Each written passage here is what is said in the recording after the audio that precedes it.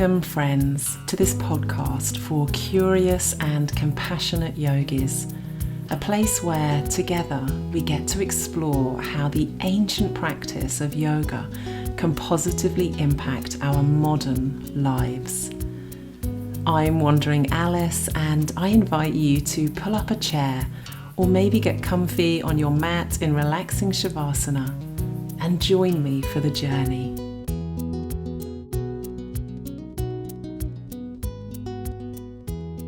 This early morning, I'm recording from my kitchen table in south central France. The fire crackles and candles burn as we're still deep in winter here, and yet the last couple of days have brought sunshine and, dare I say it, a little warmth and just a little more light.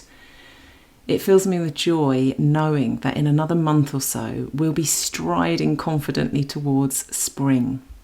Being outside is my favourite place to be. And for any of you who follow my yoga practices, you'll see that I'm often recording from outside as much as is possible. Sometimes those recordings are slightly affected by wind and light changes, but there is something so organic and life-inducing about rolling with those realities. And that's what yoga means to me. It's about allowing these thousands-year-old teachings to permeate my very being and guide me through the flow of this life, not just on my mat, but also off my mat.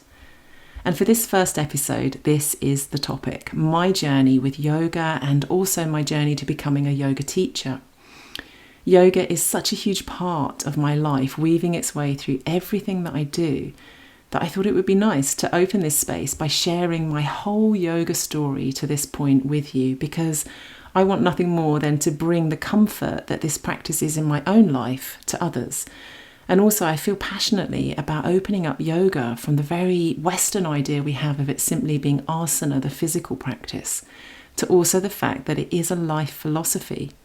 It's important in my classes for me to impress upon my students that it's very much a way to achieve harmony and balance between the body, mind and soul, so that we can live a peaceful and happy life. So back when I was in my early 20s, very early 20s in fact, I took on the role of newsletter editor for a friend's father who ran a meditative arts centre in my local town. From memory, I took on the role purely because I wanted to feel writerly and get some professional, if you like, experience of writing. But in truth, deep down, even at that young age, I had a longing for something. A longing to understand this life experience and a draw to the kinds of people this project brought me into contact with. I very much connected with all the themes that were presented to me as I wrote interviews and created content for this little newsletter. Through this experience, I was invited to attend workshops and classes by way of getting to know the different teachers so that I could share their practices. But something else was ignited within me in those community hall experiences, something that made me want to scratch beneath the surface of the physical.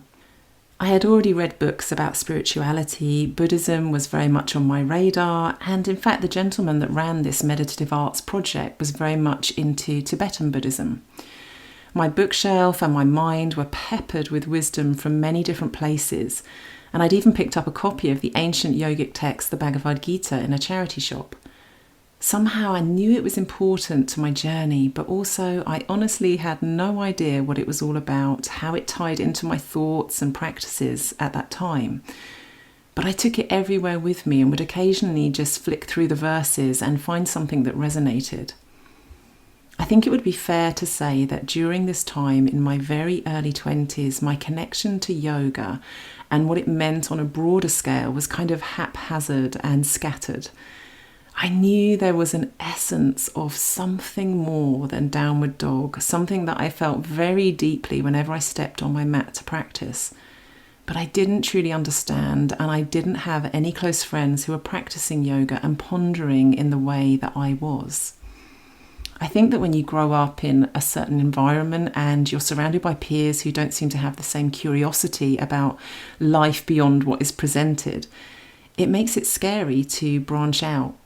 But those times spent working with the local meditative arts centre began to open up new ideas. And so I did try to branch out, but it didn't quite happen how I might have liked it to. I developed a deep longing to leave for India, and by chance I met another girl who also had a similar desire to go, so together we were planning our trip. But when she met a boyfriend and it became serious, that trip floundered. I do often think now, what might have been if I had simply been brave enough to go to India alone? And yet, when I now stand here and look back at those intervening years, I realise that I've been cultivating my yoga practice in every part of my life throughout all that time. By the time I was 24, I was living in Japan, and at this point I ordered in those days, videotape called Total Yoga. That tape, now a DVD, is still available in various forms, but it became my daily practice, and as I immersed myself more deeply in the physical side of yoga, I believe my heart was naturally being opened to the more philosophical sides too. Whilst in Japan, I became obsessed really with visiting temples. Again, I didn't truly understand, I just felt. And if there's anything in life that I have learned in my almost half a century, it's that often the best things are learned slowly and by following our intuition. I share a short piece of writing from that time, specifically from New Year's Eve on the millennium, when I visited the Kiyomizu-dera temple in Kyoto. I remember sitting on a bench at the top of the hill and watching the sun go down on the end of a century and feeling overwhelmed with a sense of peace, of deeper connection. I had no idea then that it was really all part of my journey to where I am now. It was quiet on the winding streets that make their way to the temple, but my heart felt like it was beating out of my chest. The busy bars of town, the raucous laughter of everyone high at the prospect of a new beginning could wait until later. For now, I just wanted to mark this moment in history in my own way. It was getting dusky, and an old boy in his workshop, golden light surrounding him, beckoned me in. He was making name stamps, carving intricate symbols onto the ends of pieces of wood adorned with painted flowers. Arisu, he told me, was the nearest he could get to my name. I sat on a step outside waiting for him to finish. When he did, I slipped the small piece of wood into my pocket and felt the smoothness between my fingers, like a talisman. Onward I walked, one hand on the strap of my rucksack, the other cradling the stamp in my pocket. Upon reaching the temple, I felt tears welling in my eyes. So much beauty in the roofs that curled out at the corners. So much energy in the last drops of sun painting their golden rays across the entire scene, softening it so that it will remain forever ethereal in my mind. 2 geisha girls stood ready for photos, giggling with a giddiness that was infectious. And the world, for a moment, seemed still in its magic. Reds, golds, the scent of incense drifting, the view over trees to infinite possibility. My heart steady. In a world where I often feel disconnected, I know that here I feel connected. I remember that time, that place, as if it were yesterday, and while sometimes I want to go back to 24-year-old Alice and guide her a little more, there is also so much tenderness and beauty in the journey unfolding just as it is meant to.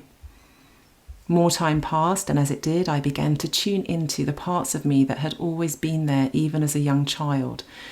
To travel, to live simply without attachment to belongings, and to carve out a peaceful way of living. I stopped eating meat, which was something that I had been longing to do since I was very young. I actually remember my parents allowing me to have a large beaker of water with dinner so that I could gulp down the pieces of meat that I found distasteful, because they, of course, bound by their own upbringings and with good intention, felt I needed it for nutrition. It took a long time for me and various periods of dabbling before I made the decision once and for all. And again, I know that was because Sunday roast dinners were a huge part of my culture, my upbringing, and announcing that I didn't want to eat certain things brought ridicule. And I know that I felt insecure at that time, and so it took me a while to build up my inner resolve and stand up for my beliefs. But I got there.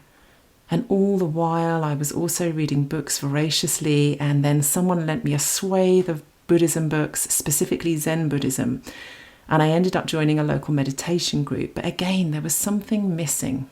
Nothing felt quite right for me. Nothing was really knitting together. My physical yoga practice, my desire to explore spirituality, my meditation practice, everything felt kind of disjointed, and so really I found myself just kind of walking my own path. For a long time I was meditating daily at home, listening to mantras, still practicing my yoga on the mat, always reading, always nurturing my simplistic way of living, constantly trying to tap into my inner light and follow my different dharmas through sharing my stories, being a good wife, ma, daughter, friend. It was important to me to nurture the qualities of truthfulness, kindness, and really I was just kind of constantly working on myself, yet always seeking something I couldn't quite reach, because quite simply I just didn't know how to bring it all together. I couldn't work out exactly where I fitted.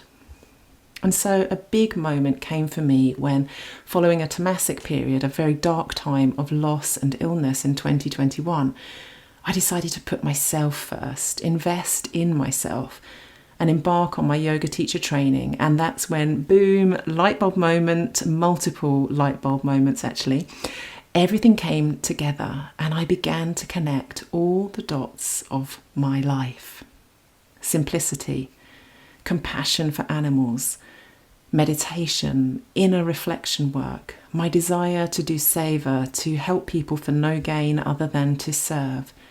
It was all there in that training.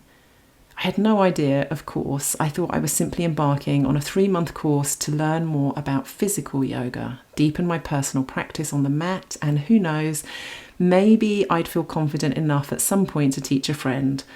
But like most things that we embark on without focusing on the fruits and other yogic teaching, it expanded into something I had not expected. Here I share a snippet of a letter I wrote to my fellow yoga teachers in training when our course finished, and I unexpectedly took the leap into teaching, not just my friends. Dear friends, I wanted to share with you that on Monday I not only began leading online yoga lessons, but I also sat in front of a small group of strangers in my local community and taught an in-person class. I cannot begin to explain the journey I have been on these past 6 months. At the beginning, I didn't even feel able to speak full stop due to the difficult time I had gone through. I was in a dark place, and yoga teacher training was me taking a bit of a flyer, just putting myself out there into the unknown, taking a chance. Like so many of us, I wanted to deepen my own practice. I knew I needed to delve into myself and discover the deepest parts of me and learn how to bring them out into the open with confidence. I didn't actually realise or believe this was going to happen though. In fact, at the beginning of this journey, someone said that it would transform my life, and I admit to feeling extremely cynical about that statement. To type this now and say that, yes, this has transformed my life is crazy, but it really has. 6 months ago, I had no intention of ever speaking on Zoom in our community calls, and certainly had no desire to connect with a small team of fellow students. Instead, I planned to bury myself in books and videos and keep myself to myself.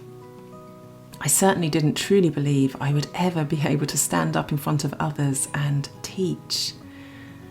A close friend came to my in-person class on Monday, and at the end she said she was literally punching the air inside because she, having known me my entire adult life and knowing everything about me, knew what a momentous moment it was for me.